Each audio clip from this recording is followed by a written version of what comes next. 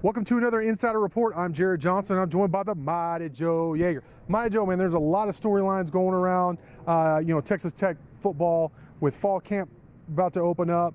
Local media day about to happen. And one of those storylines is, what does Texas Tech have at receiver? They lost 4 guys to the NFL. They lost so much production. I actually looked it up. They lost about 78% of their receiving yardage production, But there is one guy who's coming back who honestly he has potential to go down as one of the best all-time receivers to come through here, which is quite a mouthful, and that is TJ Vasher. Give us your idea about the type of potential TJ Vasher has and what he needs to work on, Mighty Joe. Yeah, I think physically he's the most gifted receiver on the roster, hands down. It's not even close. Yeah. And he's a guy that has certainly first team all Big 12 type potential and maybe better than that. Yeah. I mean, you just don't see guys who, about 6'6", 220, something like that, can really run pretty well, is acrobatic and agile, kind of a smooth strider.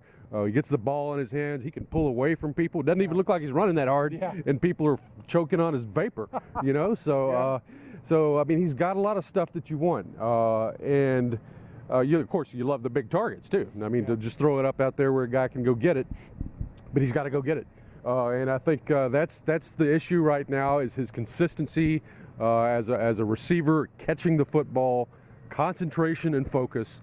And all that stuff, the consistent effort. I mean, I don't know if I see it there on a play-in, play-out basis where he's just going hard every single down. That's the sort of thing that you need to take the next step up. It all begins with the effort.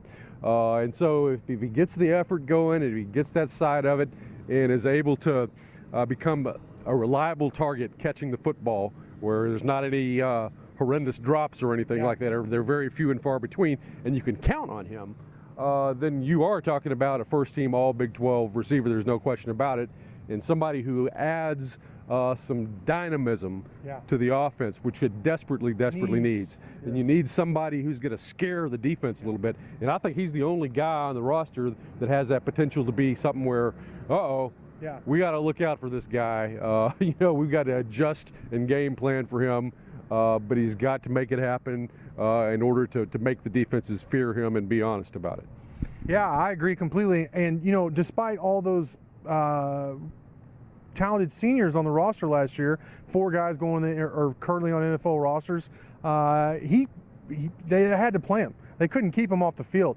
I think he finished 4th in catches, 3rd in yards, 3rd in touchdown catches, and led the team with 18.8 yards per catch, which is very impressive. Like you said, he can take the top off the defense, and I think that's very important this year, more so even than this year, that he provides that quality, because if teams have to devote a safety to him as well as a corner, they have to bracket him some to keep him in check, then that's going to open up the run game for you. That's going to open up passing lanes. Let's face it, it's going to be an inexperienced quarterback looking up over the middle for these inside receivers. But if they have one-on-one coverage, that's going to help a lot more, obviously. So Vasher realistically could be the key to the offense this year.